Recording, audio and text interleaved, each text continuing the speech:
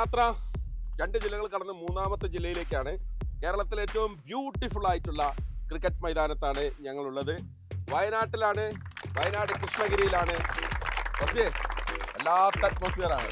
അതെ, നമുക്ക് കാണുമ്പോൾ തന്നെ ഇറങ്ങി കളിക്കാൻ തോന്നുന്ന മൈതാനങ്ങളിലൊന്നാണ്.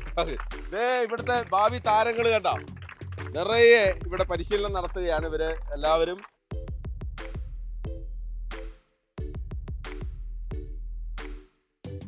നൂറ് വർഷത്തിന് മുമ്പേ ഇവിടെ ക്രിക്കറ്റ് ഉണ്ടായിരുന്നു. തലശ്ശേരിയുടെ ഒപ്പം അന്ന് ഇവിടുത്തെ ഈ ടീ ഗാർഡൻസിലാണ് ക്രിക്കറ്റ്, പ്ലാന്റേഴ്സിൻ്റെ ഒരു ക്രിക്കറ്റ് ഇവിടെ ഉണ്ടായിരുന്നു. നമ്മുടെ ഏറ്റവും പ്രശസ്തനായ കോളിൻ കൗഡ്രി, ഫോർമർ ഇംഗ്ലീഷ് ക്യാപ്റ്റനാണ്. അദ്ദേഹം ചെറുപ്പകാലങ്ങളിൽ വയനാട്ടിലുണ്ടായി. അദ്ദേഹത്തിൻ്റെ ഫാദർ ഏണസ്റ്റ് ആർതർ കൗഡ്രി, അദ്ദേഹമാണ് ഇവിടുത്തെ എല്ലാ ടീ പ്ലാന്റേഷനും പ്ലാൻ ചെയ്തിരുന്നത്. അദ്ദേഹം അന്ന് പ്ലാന്റേഴ്സ് ടീമിൻ്റെ ഭാഗമായി വയനാട്ടിൽ ക്രിക്കറ്റ് ഉണ്ടായിരുന്നു. ചുണ്ടയിൽ നിന്ന പ്രദേശത്ത് അവിടെ ഒരു നെക്സ്റ്റ് ഉണ്ടായിരുന്നു. യങ് കോളിൻ കൗഡ്രി കളിച്ചു വളർന്ന നാടാണ് ഈ വയനാട്.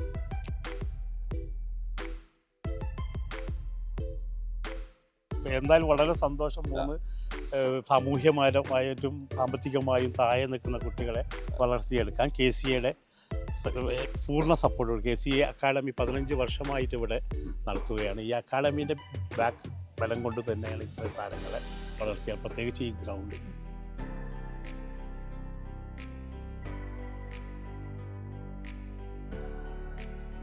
നമ്മുടെ ഏറ്റവും കൂടുതൽ കുട്ടികൾ ഈ വർഷം ഒരുപാട് കുട്ടികളാണ് നമുക്ക് ജൂനിയർ കാറ്റഗറിയിൽ നമുക്ക് വന്നിരിക്കുന്നത്. നമുക്ക് ഏകദേശം 8ഓളം സെൻറ്ററുകൾ നമ്മളിതിനു വേണ്ടി ക്യാമ്പുകൾക്കായിട്ട് ഉപയോഗിച്ചിട്ടുണ്ട്. പിന്നെ സമ്മർ കോച്ചിങ് ക്യാമ്പ്. എനിക്ക് തോന്നുന്നത് അടുത്തൊരു 5 വർഷം കൊണ്ട് ഇവിടുന്ന് പുതിയ താരോദ്യം ഉറപ്പായിട്ടും ഈ കുട്ടികളിൽ നിന്ന് ഉണ്ടാവുന്നതാണ്.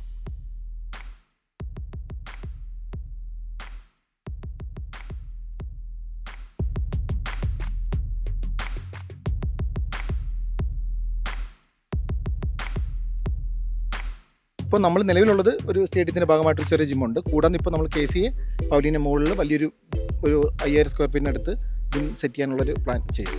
അങ്ങനെ വയനാടും കഴിഞ്ഞ് നമ്മൾ പോവുകയാണ്. നമ്മൾ വയനാടെന്ന് പറഞ്ഞാൽ മുമ്പ് മിന്നുമണി മാത്രമായിരുന്നെങ്കിൽ ഇന്ന് ഒരുപാട് താരങ്ങളാണ്. ഇന്ത്യൻ ക്രിക്കറ്റിലേക്ക് ഇനിയും ഒരുപാട് പേര് സംഭാവന ചെയ്യാൻ പോകുന്ന ഒരു ജില്ലയാണ്, അല്ലെങ്കിൽ ഒരു സ്റ്റേഡിയത്തിലാണ് നമ്മളിപ്പോൾ നിൽക്കുന്നത്. അതാണ്. അപ്പോൾ നമ്മുടെ യാത്ര തുടരുകയാണ്.